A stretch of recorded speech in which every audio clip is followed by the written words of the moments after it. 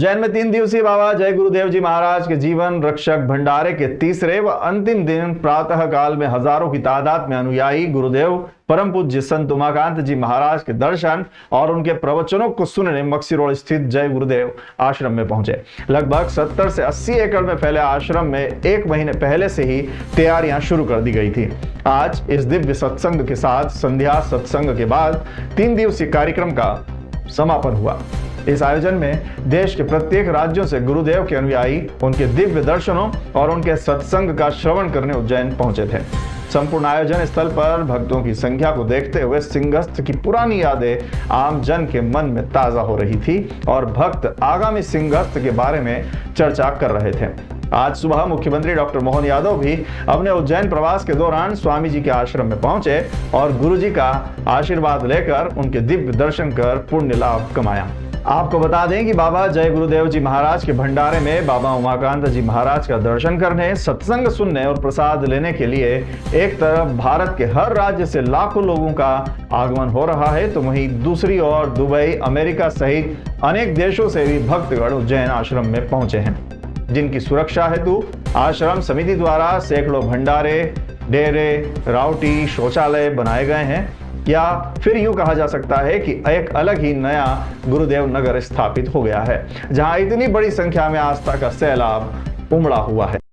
लेकिन जानकारी करनी रहती थी कि जो उनकी शंका थी उसका समाधान कहीं से हो जाए।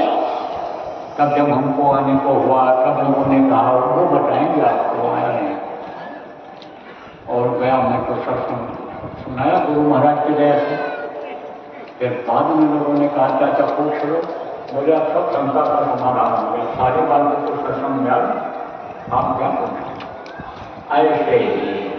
साधना से संबंधित बातें जब बताई जाती हैं, साधना की बातें जब साधक को बताया जाता है, तरह करो ऐसा करो ऐसा करो, तो बहुत से लोगों की शंका निकल जाती है और उसी रास्ते पर चलने लग जाते हैं जैसा बताया जाता है, तो आगे बढ़ते चले जाते हैं। संयम नियम का पालन बहुत जरूरी होगा, वही नहीं कर पाते हो तो रुकावट आ जाती है, दिक्कत आ जाती है, बराबर वही की जाती रहती है, वो भी बंद हो जाती है बीच में। हमारे यहाँ जो 13 तारीख से 15 तारीख तक ये कार्यक्रम चला, सुबह शाम दोनों समय गुरु महाराज का प्रवचन सत्संग होता था, जिसमें गुरु महाराज का मुख्य उद्देश्य है कि अपने भारत की जनता है या विदेश के जो लोग यहाँ पर आए हैं वो लोग शाकाहारी हो जाए, कोई भी मांस, मछली, अंडा, शराब का सेवन न करें, मद्यपान रहित हो जाएं, कोई बुद्धिनाशक नशे का सेवन न करें, चरित्रवान बन जाएं, माँ बहन बहू बेटी की पहचान रखें, देशभक्त बने, देश की किसी भी संपत्ति का नुकसान न करें, आंदोलन, तोड़फोड़, हड़ताल, धरना, घेराव से कोई भी बाबा जी का अनुयायी कभी उसमें शामिल नहीं होता, सब दूर रहते हैं इस चीज़ से। इसका बाबा जी बराबर उपदेश करते रहते हैं। इसके साथ ही खेती, दुकान, दफ्तर का काम ईमानदारी, मेहनत से करें। जो कुछ कमाई होती है तो उसमें से अपने बाल बच्चों की सेवा करें। 24 घंटे का समय हमारे पास होता है एक दिन में, उसमें से 22 घंटे आप घर गृहस्थी के लिए करो और 2 घंटा अपनी आत्मा के लिए,